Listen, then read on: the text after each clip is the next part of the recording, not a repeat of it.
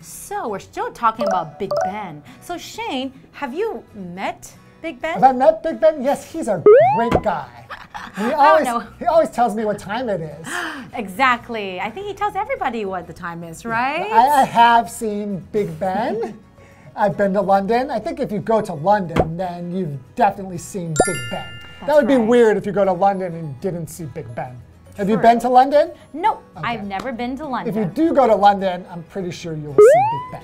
But it's funny because whenever I hear this name, Big Ben, I always feel like, oh, it's a person, it's a person. It sounds like a person. Exactly. Because his name is Ben. Yeah. Like other towers don't have that problem, like the Eiffel Tower. Ooh, that's a pretty tower. Right? So people go to France to see the Eiffel Tower. Or you can go to see a similar looking tower in Tokyo, Tokyo Tower. That's right. So there are like a lot of different towers in the world that you can visit. So you can see the difference, like a clock tower, there's like, they keep something inside this tower. Yes. But sometimes towers are just for decoration, usually to just be very impressive. Like a beautiful landmark. Yeah. Right? Exactly.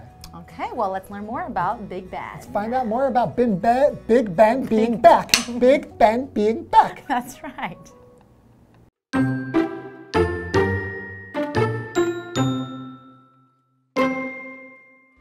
Who keeps the clock running smoothly? The keeper of the clock and his team make sure that the clock is accurate, and they do so by winding the clock 3 times a week. If the hands on a clock face happen to run fast, they'll remove a penny from the pendulum, which swings back and forth to control the clock hand's movement. If the clock hands are slow, then a penny is added to the pendulum. How far do the chimes travel? Back in the days when London was less developed, Big Ben's mighty chimes could be heard as far as 15 kilometers away. Today, the sound waves don't travel as far since they are blocked by the many buildings in and around the city.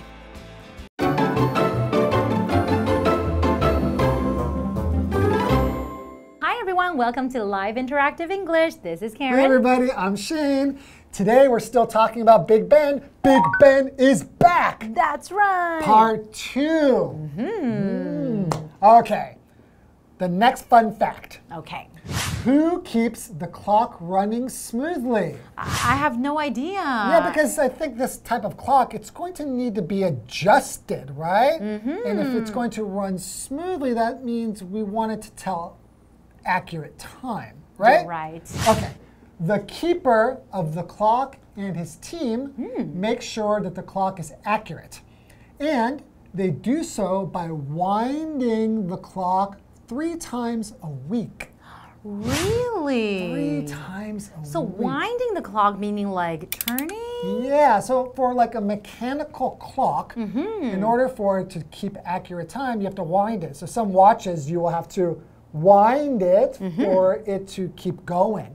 If you don't wind it, it will stop. Right? So the time would be accurate. And accurate is our next vocabulary word, and it is an adjective. It's describing something that is correct without any mistakes, like very, very exact, right on the spot. So in our example sentence, it says, if the report is accurate, legal action will likely be taken against the government officials. Okay. So you're describing something that is very correct and right on the spot. So you can say that your watch, the time on your watch is very accurate. I wouldn't know because I can't really read the time on it. I think it's accurate. That's right. It's only here to look good, I will still right? check my cell phone because I know that that is accurate. You are right. Okay. So if the hands on a clock face happen to run fast, they'll remove a penny from the pendulum, which swings back and forth to control the clock's hands movement. So that's your pendulum, right? That's right. Something that swings back and forth like that. Okay. If the clock hands are slow, then a penny is added to the pendulum.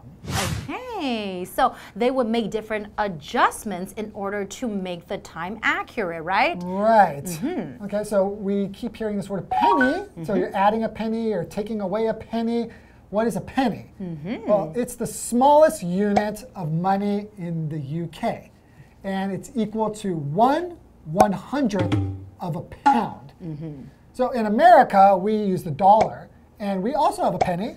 We also have a penny in Canada as well. And is it 1/100th of a Canadian dollar? Yes, it and is. It's 1/100th of a US dollar. So normally pennies are 1/100th That's right. of a dollar. And we don't have pennies in Taiwan, though. Right. Jim bent over to pick the penny up, but it was glued to the ground. Maybe there's some gum on it. But isn't there a saying, find a penny, pick it up, and all the day, you'll have good luck. I didn't know that. You've never heard that one before? No. Yeah. Really? So you always pick up the penny that you see on the ground? It's supposed to be good luck. So does it really bring you good luck? I guess so. I don't know. I just know that people throw pennies in the wishing well, Oh, that's and true. then you can make a wish, or in the water fountains. Ooh. All Right? Let's find out some more fun facts. Okay, so how far do the chimes travel? Okay, so the chime is the sound that the bells make. That's right. So back in the days when London was less developed, Big Ben's mighty chimes could be heard as far as 15 kilometers away. Wow. That's really, really far away. Well, that makes a lot of sense because it's kind of there to tell people the time. So you want everyone, people who really can't see it, at least they can hear. That's true. You know, At least what they know, time it is. Like on the hour. So Exactly. if it's like 8 o'clock, it's like, oh, you know. You can hear 8 times, You can right? get a kind of a good idea of, at least it's the hour is up now, right? Exactly. Mighty, what's that? Mighty, that is an adjective, and it means very large, very powerful, or very, very important. So, for example, the tiny boat struggled against the current of the mighty river. So we know that the current of the mighty river, you know, mighty means very, very big, so the river is very, very, maybe very wide, There right? used to be a cartoon character called Mighty Mouse. Remember Mighty Mouse? I don't remember Mighty Mouse. So he was like Is it like Mickey Mouse? Yeah, no, he was like a small mouse, but he was like Superman. Oh. So he had superpowers. So he's very powerful and strong, even though he's really small. So they called him Mighty Mouse. So someone who's really cool and very big and strong, you can call them mighty. That's right. They don't always have to be big. That's the point, though. You can still be mighty, even if you're small. You are right. Size doesn't matter. Today, the sound waves don't travel as far since they are blocked by the many buildings in and around the city. That makes sense, right? Exactly, because the buildings, maybe they're so tall, they're blocking the sound of the chime, right? Right. But everyone has cell phones now, so you don't really need to hear it. It's just for decoration now. But it's still nice, I guess, if you're in London and then you hear, you know, Big Ben chime, that still kind of gives it a really different If you're a feeling. tourist, you'll know, hey, I'm getting close to Big Ben. Exactly, exactly. How about let's take a short break and we'll be right back. Okay, what time is it? You can't read it. You can tell time on your watch, remember? It's about time. It's about time for a break.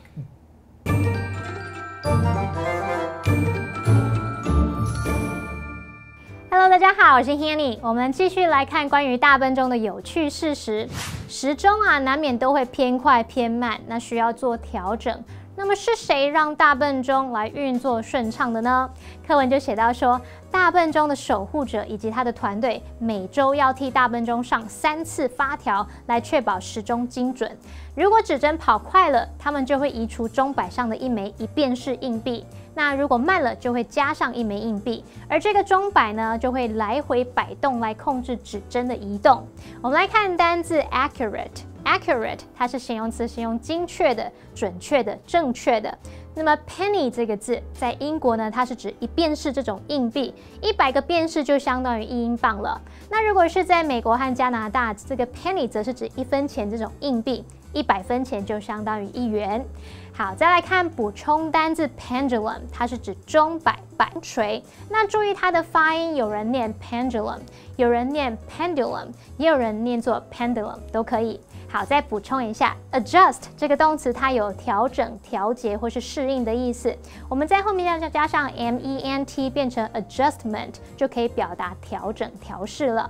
好，那课文接着写到，在过去伦敦啊，它比较没有那么发达的时候，大笨钟洪亮的钟声，这个钟响远到15公里外都可以听到。那那么现在呢，因为伦敦市内外很多建筑把它挡住了，就没办法传那么远。好，这边有一个单字叫 mighty，mighty 是形容强而有力的、巨大的或是强大的。接回到课文中。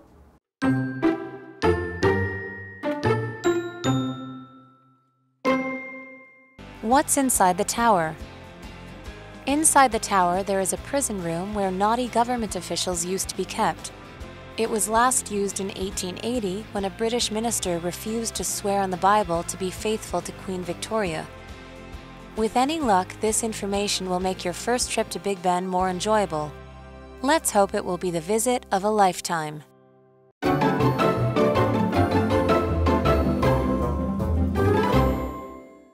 Welcome back, everyone. Welcome. Welcome back, and we have more fun facts about Big Ben for you. So, what's inside the tower?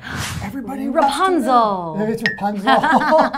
Whenever I think of the tower, and I would just automatically think about Princess Rapunzel. When do we see her hair like falling out of the tower? You're right, and you have to climb up the tower. So we don't know. Sorry, some towers are just for decoration, but this one, yeah, there's definitely something in there. Or at least there's a clock. But what else is in there? Inside the tower, there is a prison room. A prison room? Where naughty government officials used to be kept. Wait a second. So when you're talking about like a prison room, we know what a prison is. It's like jail, right? Right, yeah. So inside the tower, there's like a little tiny jail. And then you keep like naughty government officials. Yeah, Naughty. That means naughty. maybe they do something bad. It doesn't sound very serious if you say they're naughty, right? Exactly. Maybe it's just they do something not really illegal or too bad. Maybe, who knows? Just a little bit bad. Interesting. Okay. It was last used in 1880 when a British minister refused to swear on the Bible to be faithful to Queen Victoria. Oh. So he refused to put his hand on the Bible because the Bible is like the Word of God and it would be a Christian thing. So we don't know what his reason was for not putting his hand on the Bible, but he was put in the jail, the prison room in the tower. Yeah, so it's probably, he had to do that. Maybe it was illegal if he didn't. In order for him to do his job, I think he has to do it, right? Yeah, so he was being naughty. Okay, and swear is our next vocabulary word, and it is a verb. It means to promise that you will do something. So in our example sentence, it says, before the trial could continue, Brian had to swear to tell the truth.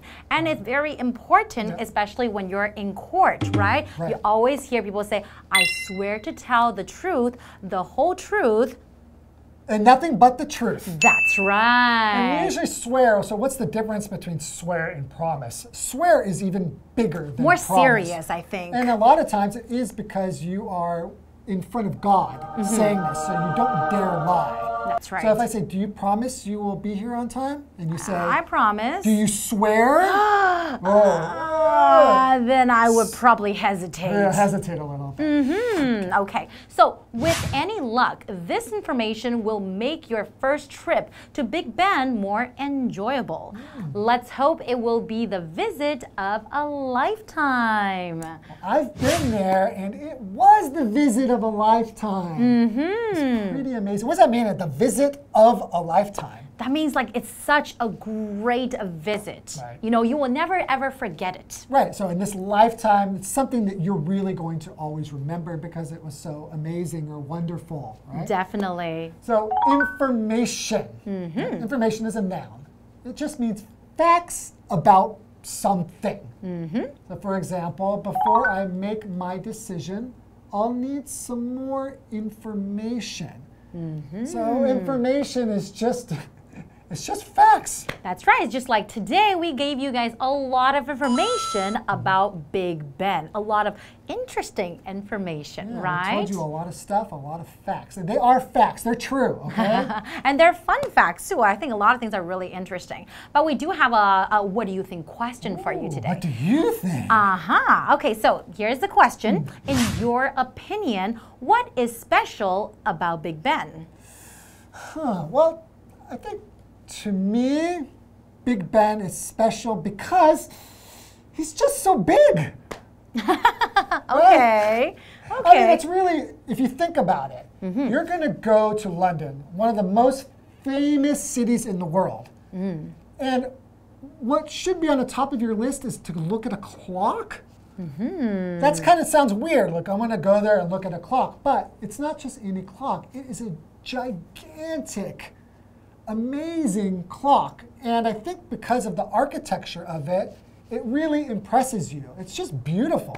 Exactly. And I think people really connect the words together. When you think of London, you think of Big Ben. You think of Taiwan, you think of Taipei 101, right? So there's like, you know, there's that connection. When you go visit this place, you have to go and see it. It's a great tourist attraction. Yeah, you need to go visit Big Ben. But remember, that's not the name of the tower, that's the name of the bell. That's right. So if you know that, maybe you can impress somebody when you go there. Aha, you can teach them a thing or two. All right, I'm definitely ready to go. Me too. All right, let's go. And we'll see you guys next time.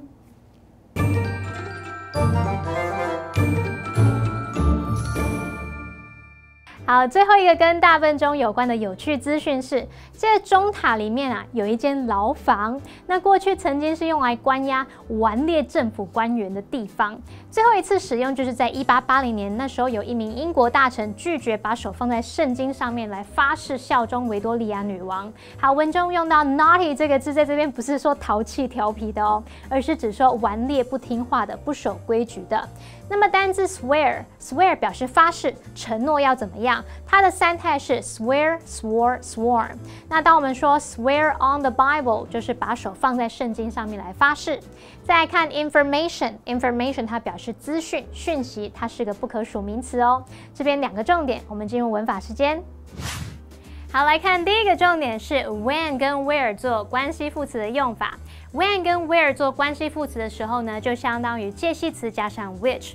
那么 when 是引导关系子句去修饰跟时间有关的先行词 ，where 则是引导关系子句去修饰跟地点有关的先行词。那它们用法就会分成限定用法跟非限定用法。好，首先先行词是不明确的时间或是地点的话，我们就要限定它的范围嘛，所以用限定用法。这时候 when 跟 where 前面不加逗号。我们来造两个例句。Pam recalled the day when she first met her husband. Pam 回忆起初次见到她老公的那一天，哪一天我们不知道，所以后面才用这个关系子句来限定它的范围，是她初次见到老公的那一天。This is a place where you can feel at home. 这是一个你可以感到自在的地方。那 a place 是一个不明确的地点，我们再用关系子句来限定范围。好，再看到先行词是明确的时间或地点的话，我们就不用限定范围啦，所以是用非限定用法。这时候 when 或 where 前面必须加逗号。一样来看两个例句哦。Mr. Kent retired in 2005 when his son graduated from college. Mr. Kent 在2005年退休，那一年他儿子大学毕业。注意到我们这边用逗号把关系子句隔开，那个子句只是用来做补充说明，补充2005年。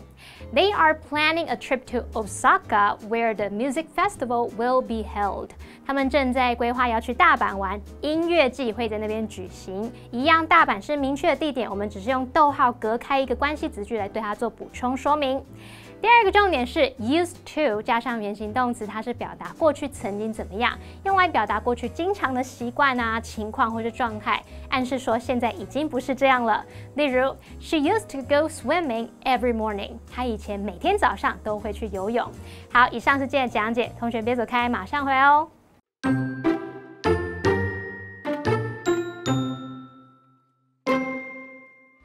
Who keeps the clock running smoothly? The keeper of the clock and his team make sure that the clock is accurate, and they do so by winding the clock 3 times a week. If the hands on a clock face happen to run fast, they'll remove a penny from the pendulum, which swings back and forth to control the clock hand's movement. If the clock hands are slow, then a penny is added to the pendulum. How far did the chimes travel? Back in the days when London was less developed, Big Ben's mighty chimes could be heard as far as 15 kilometers away. Today, the sound waves don't travel as far since they are blocked by the many buildings in and around the city. What's inside the tower? Inside the tower, there is a prison room where naughty government officials used to be kept. It was last used in 1880 when a British minister refused to swear on the Bible to be faithful to Queen Victoria. With any luck, this information will make your first trip to Big Ben more enjoyable. Let's hope it will be the visit of a lifetime.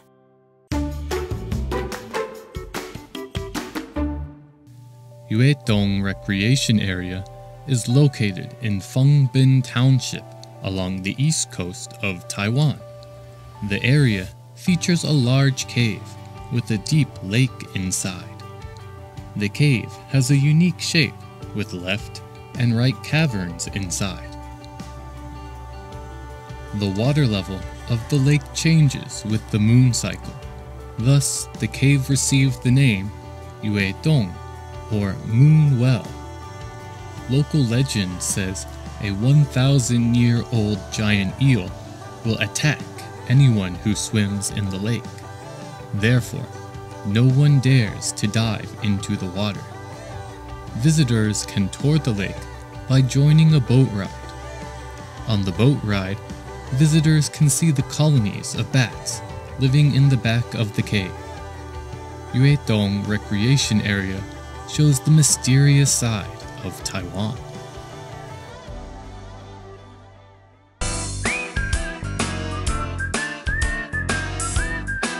See you next time!